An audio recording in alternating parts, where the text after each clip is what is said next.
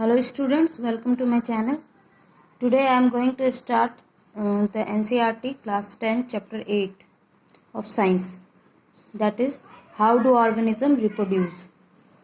तो chapter 8 में how do means an organism, how they re means again, produce means to get, how an organism get its own kind.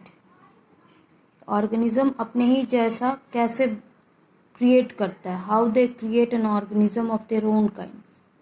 This process of creating an organism of their own kind, that is called reproduction. As I have written here, the phenomenon of creating an organism of its own kind is called reproduction.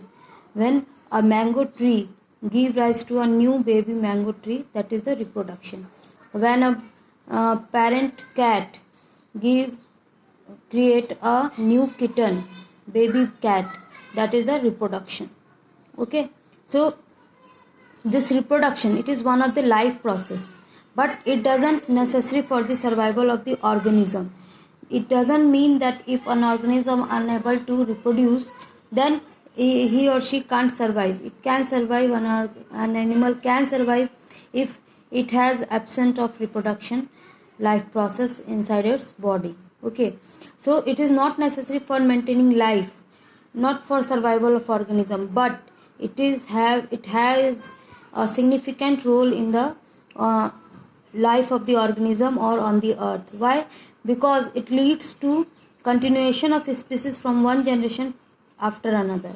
If a mango tree is there, if one of the mango tree it grows, become mature and become older and it will die, it would die, then where will we get the another mango tree? It is only and only through reproduction. अगर एक mango tree है वो old होके मर जाता है तो हमारे पास क्या दूसरा मैंगो ट्री नहीं होगा अगर वो रिप्रोड्यूस नहीं करेगा. But all the organism have the capability of reproduction. That's why that organism may create similar kind of more organism or similar kind of population by which this earth can exist, the living world can exist. Okay, so the continuation of different species, this reproduction is necessary. Another importance is it introduce and transfer variation. Means if we can take the example of our own, that our parents is not as photocopy of us, or we are not the photocopy of them. We are similar to them. They have two eyes, one nose, one mouth, 2 ears. Normally we generally their organism, their offspring have the same characteristics, similar physical appearance as their parents. Why? Similar appearance, they are not the Xerox copy, they are not exact same. This means something is getting variated from parents to their offspring. Parents are similar, organism are similar, but not the exact same one. So it means some variations are there. So these variations are transferred from one generation to next.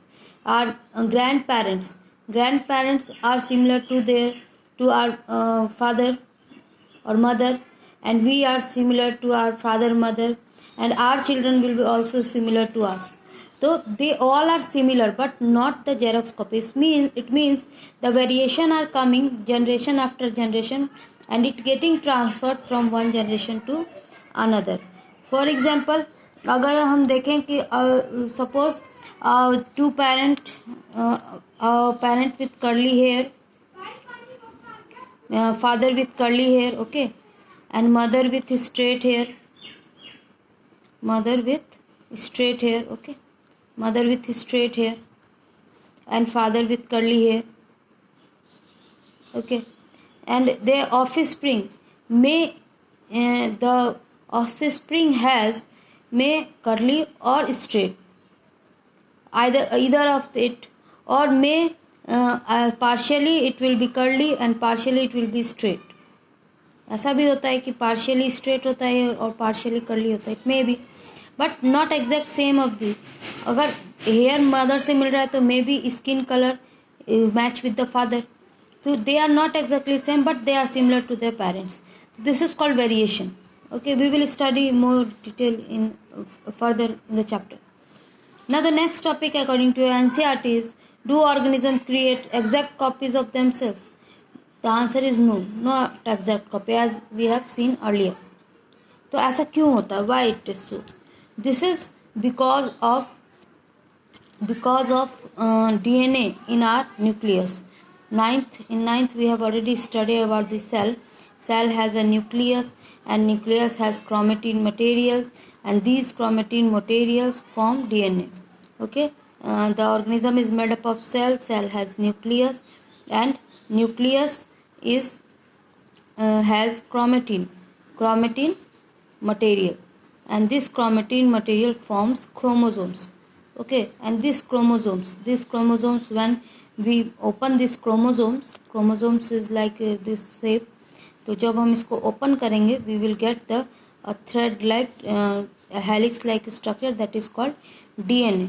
तो this DNA, because of this DNA only the organism create the copies, similar copy, not the exact same. because ये DNA जो होता है, ये DNA हमारी body का blueprint है, हमारी बॉडी डिज़ाइन का ब्लूप्रिंट है.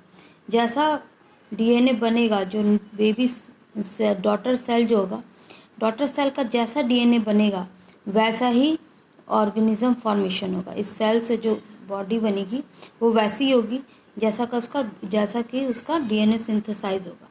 तो रिप्रोडक्शन के टाइम में क्या बनती है? DNA की कॉपी बनती है, और ये DNA की कॉपी जो है वो पेरेंट्स के सिमिलर बनती है. पेरेंट्स का जो DNA होता है उसके सिमिलर ये कॉपी बनती है. तो ये ब्लूप्रिंट होता है बॉडी डिज़ाइन का, तो ये सिमिलर बनता है, इसीलिए जो क्रिएट होता है बेबी वो भी सिमिलर होता है. I will explain it more, but let's understand about some little more about the DNA. DNA full form of DNA is deoxyribonucleic acid. DNA present होता है nucleus of the cell as I discussed above. ये क्या है? ये genetic material है. क्यों? क्योंकि it transfer the information. ये इंफॉर्मेशन सोर्स है जो हमारी बॉडी के अंदर प्रोटीन बना रहा है, और प्रोटीन जैसा हमारी बॉडी में बनेगा वैसा ही हमारा बॉडी डिज़ाइन होगा. तो DNA जेनेटिक मटेरियल है जो इंफॉर्मेशन कंटेन करता है किस चीज़ का? प्रोटीन बनाने का. तो प्रोटीन जैसी बनेगी वैसा ही हमारा फिजिकल अपीयरेंस होगा. Okay, now the cells use. Okay, तो इसको थोड़ा समझने के लिए we have to understand little bit more. So let's